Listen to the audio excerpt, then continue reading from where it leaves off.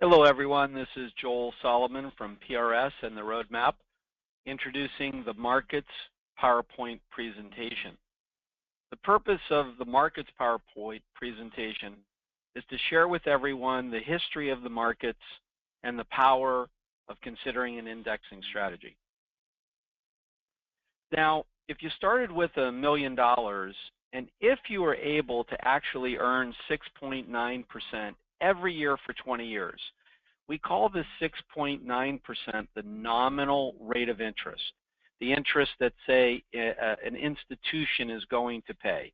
If I put $1 million in the bank and the bank said, I'm going to pay you 6.9% this year, that would be the nominal rate of interest. So if I started with $1 million and got 6.9, 69,000 of interest would be added to the account. If the IRS said no tax, I'd have $1,069,000 going into year 2. Same 6.9, but now my interest has gone from $69,000 to $74,000. 6.9% every year for the next 8 years. I go into year 10, still getting the same 6.9%, but it's being paid on $1.8 million. So my interest credit is now up to $125,000 in the 10th year alone, compared to the $69,000 in year 1. Now, there's something called effective yield, and you see that in the 10th year, the effective yield is 12.58%. So effective yield is a fraction whose numerator is the amount of interest I earned during the year, so in year 10, $125,000, divided by my original investment of $1 million. So although I actually earned 6.9 in year 10, effectively I earned 12.58%. Pretty impressive. And then if I got 6.9% every year for the next 10, in the 20th year alone, my interest credit would go all the way up to $245,000 instead of the $69,000 in year 1. And my effective yield in the 20th year alone, 24.51%. This is why Einstein is credited as saying that compound interest was the greatest mathematical invention in mankind's history. We believe it's compound interest without taxation. So how can we get that 6.9%, and how do we get it to grow tax-free? Now, there absolutely is a relationship between CDs, bonds, and equities.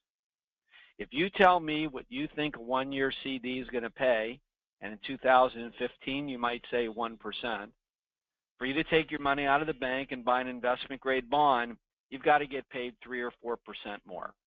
Now, to give up that semi-annual interest that you get on an investment-grade bond and the probable return of your principal down the road and go into the equity markets like the S&P 500, you better have an expectation of getting 3 to 5% more than bonds. Otherwise, why would you do it? So the real question is, how likely is a 6 to 8% annual S&P? Now, when we look at the 2014 S&P performance without dividends, the market grew by 11.39%, and with dividends, 13.69%. Very impressive performance. And remember, whenever you see these numbers, that past performance is no guarantee of future performance, should not be relied upon as such, and we're not considering any investment expenses or taxes on any part of this presentation. Now, the question is, what markets are the what markets really, how are they going to go? What direction? What are we going to experience? Is it going to be a bull? Is it going to be a bear? Are these markets just going to fight each other? So when we look at the S&P over the last 30 years, how many down years has the S&P with dividends had? First of all, looking at the last 10, 2005 to 2014. How would you answer that? How many down years in that 10-year period? How about the previous 10-year period? And last, what about the period from 85 to 94? So this is the last 10, the last 20, and the previous 10-year period going back to 1985. When you ask a client, the question here, you're going to hear typically 3 to 5 years in each 10-year period.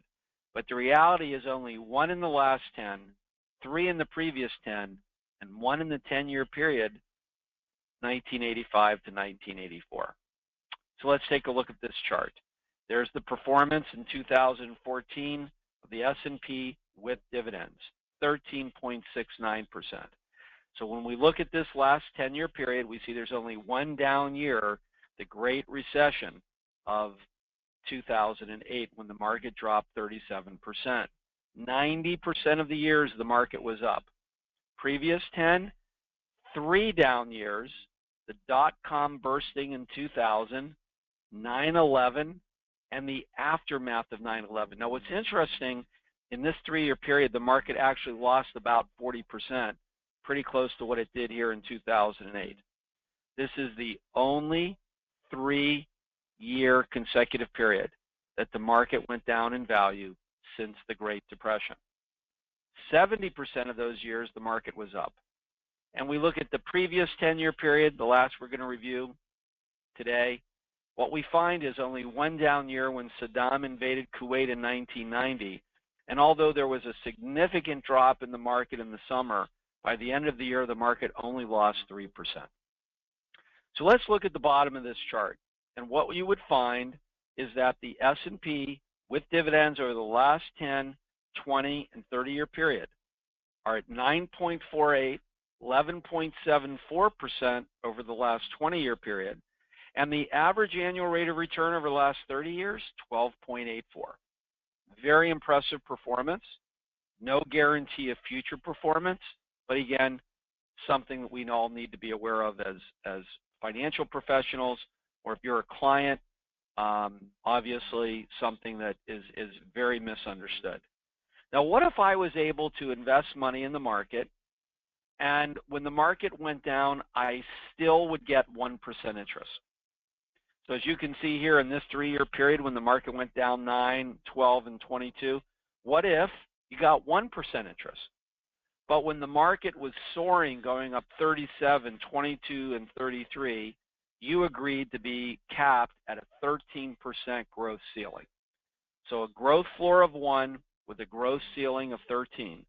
The average annual rate of return over the last 10, 20, and 30 years is right around that 8.5% range.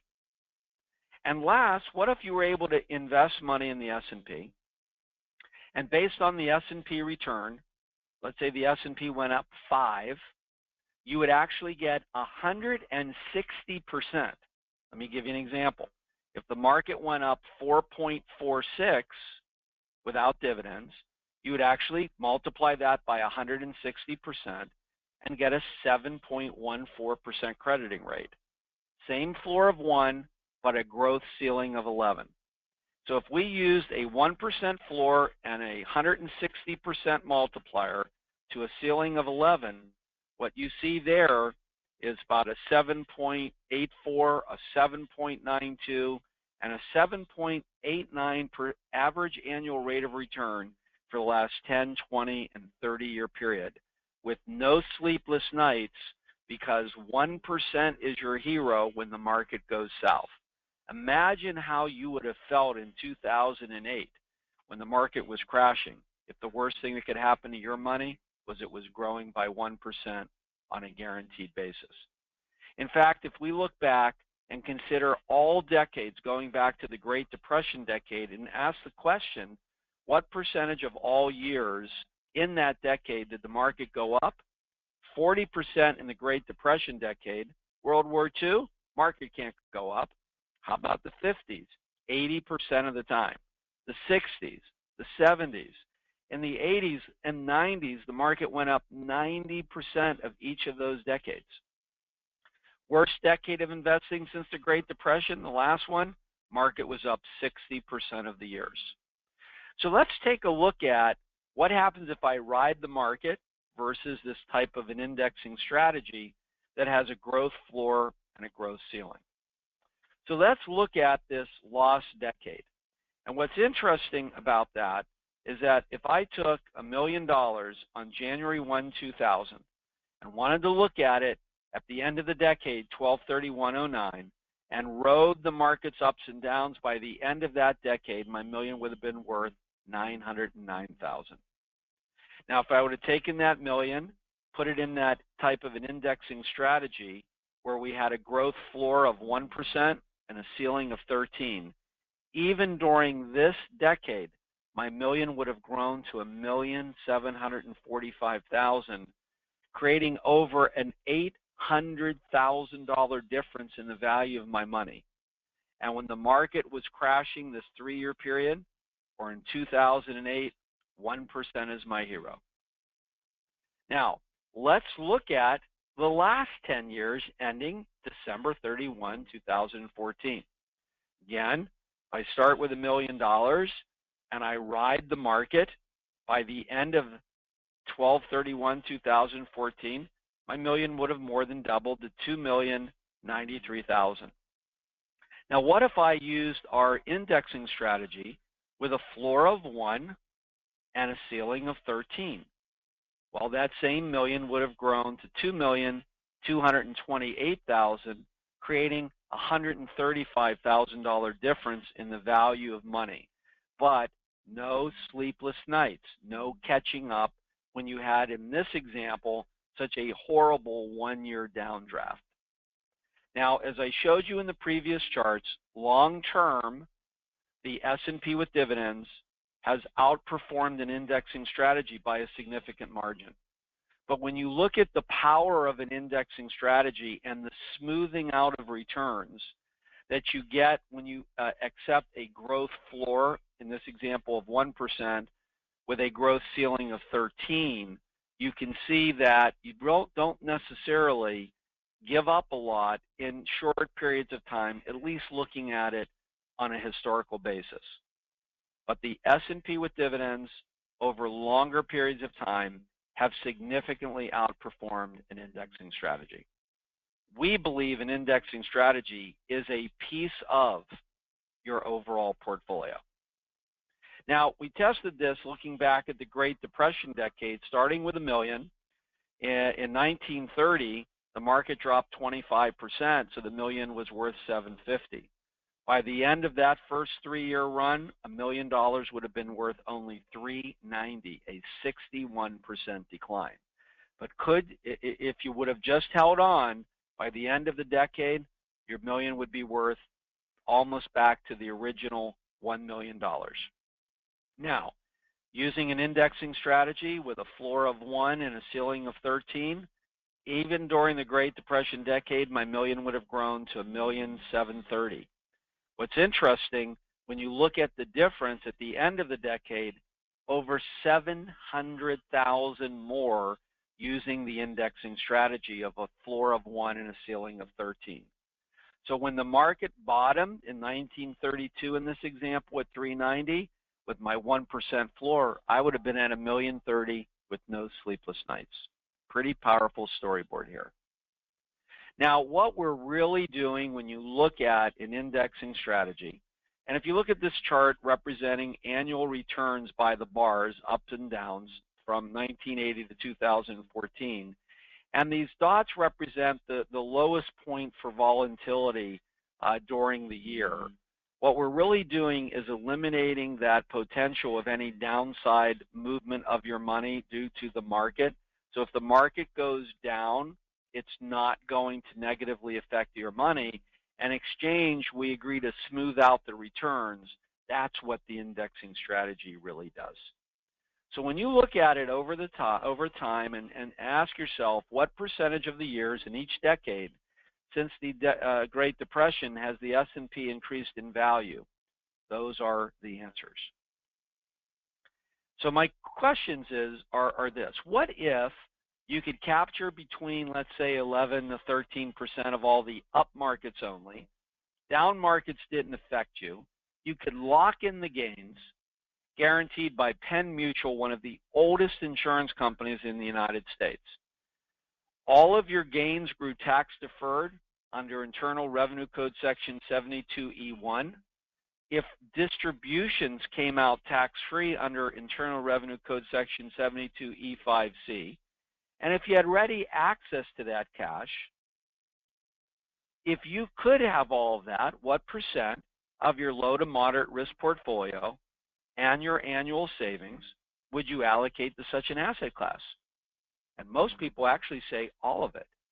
Now, we don't believe that anybody should have all their eggs in one basket, and so we like to see a nice allocation which is uniquely designed for every client to take some percentage of low to moderate risk assets and some percentage of ongoing annual savings and putting it inside an indexing strategy. The indexing strategy that we prefer that is guaranteed by Penn Mutual is what's known as an index universal life insurance policy. The tax features, as I mentioned, are tax-free growth. We get tax-free, non-IRS reportable tax-free income from these policies.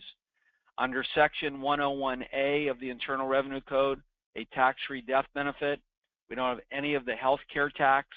There are no required minimum distributions like in a IRA, 401k pension, or profit sharing. We have flexible premiums or amounts that can go into the policy, and again, long-term growth potential based on, in part, based on the return of the S&P 500, but where your principal will not decrease solely to market declines. Death benefit protection through the life insurance policy and liquidity. Now, the other thing that I would like to point out when we talk about the markets is just a little bit about retirement so that we understand why we want to position money for the long term for our future retirement security. So I want to ask you a question with respect to retirement planning. How much capital do you need at retirement to live the way you want to live for the rest of your life, adjusted for inflation? In other words, what's your number?